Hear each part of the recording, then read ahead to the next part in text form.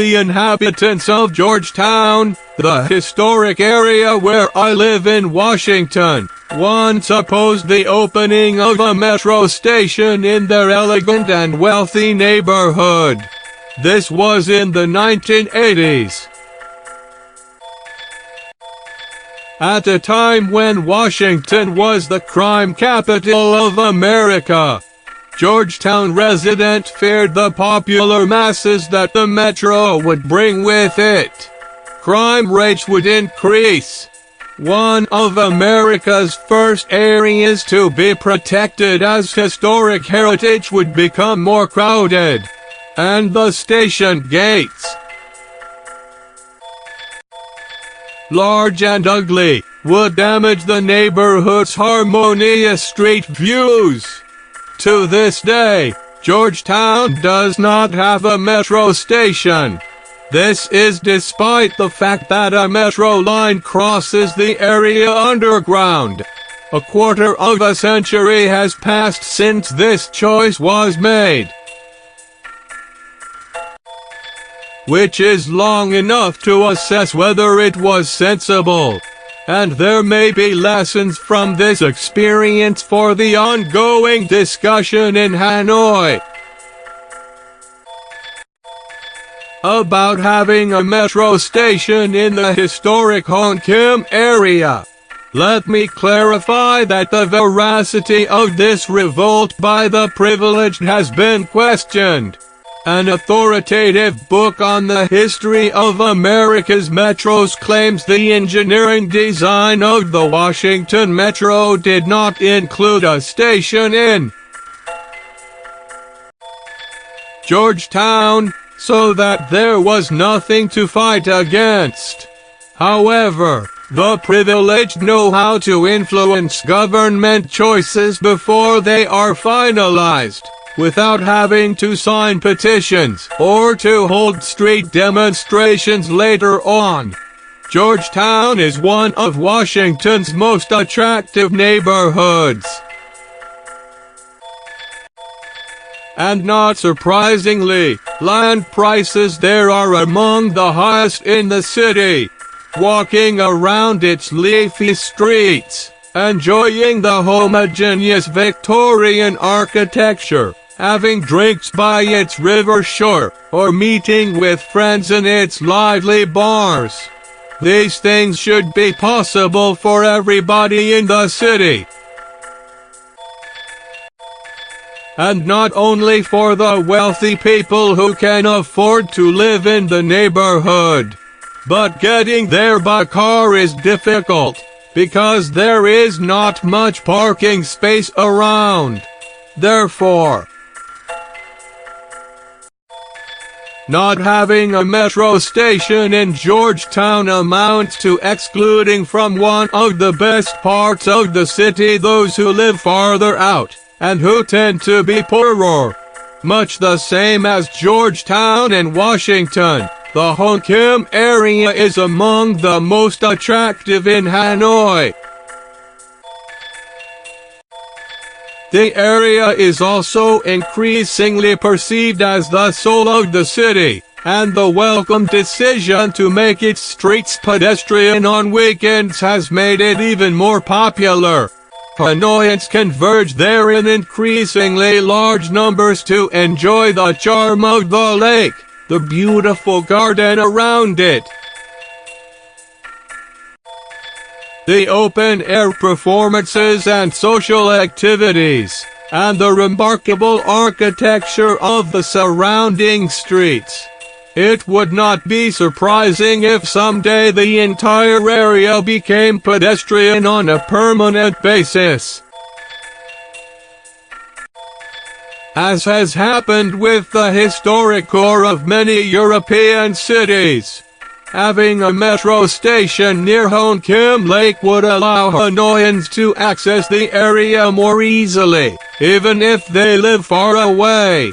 The enjoyment of the city's wonderful heritage would thus become more egalitarian. And while the number of pedestrians would increase, vehicle congestion would decrease. more people would get there by metro, rather than by motorbike or by car. From this perspective, I would say yes to the proposal to have a metro station in the Hoan Kiem area. This is also the answer large European cities gave when confronted with a decision to have metro stations in their historic cores. Not reassuring, however. There is also a but. Heritage should not be made accessible at the expense of damaging it. What makes the Hoan Kiem area special is its unique charm. The envisioned metro station should be designed in a way that does not undermine this charm.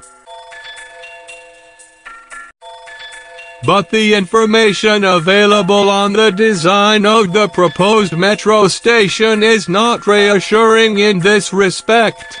Based on the display at the Hoan Kiem Cultural Information Center, the Hoan Kiem metro station would have 4 gates, and they would be huge. One of them would be on Dinh Tien Hoang Street, in front of Electricity of Vietnam.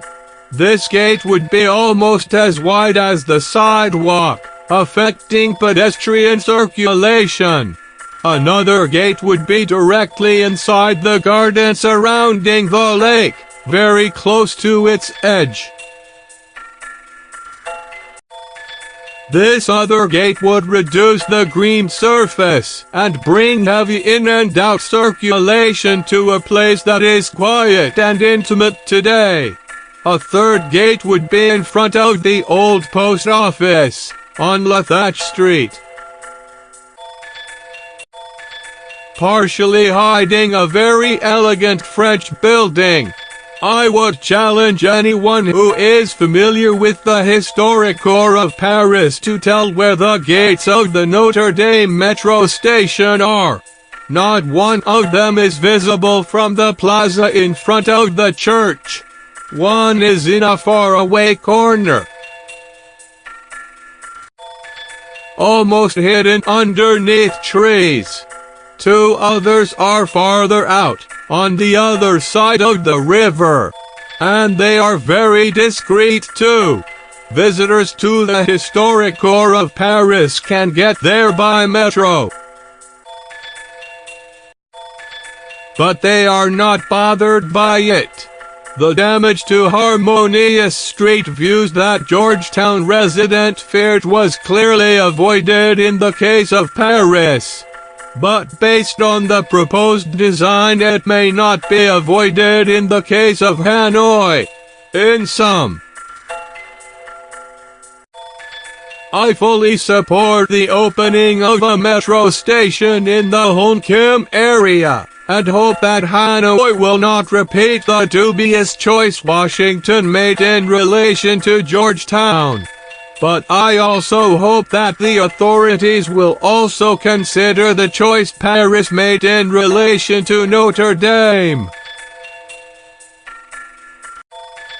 This would involve having fewer gates, making them smaller and more discreet, and placing them farther out in the direction of Ngo Quyen Street. This way, the Hoan Kiem area would not only become more accessible to all but would also be preserved as the soul of the city. Martin Roma is Chief Economist for South Asia at the World Bank and Project Director at the Center for Sustainable Urban Development.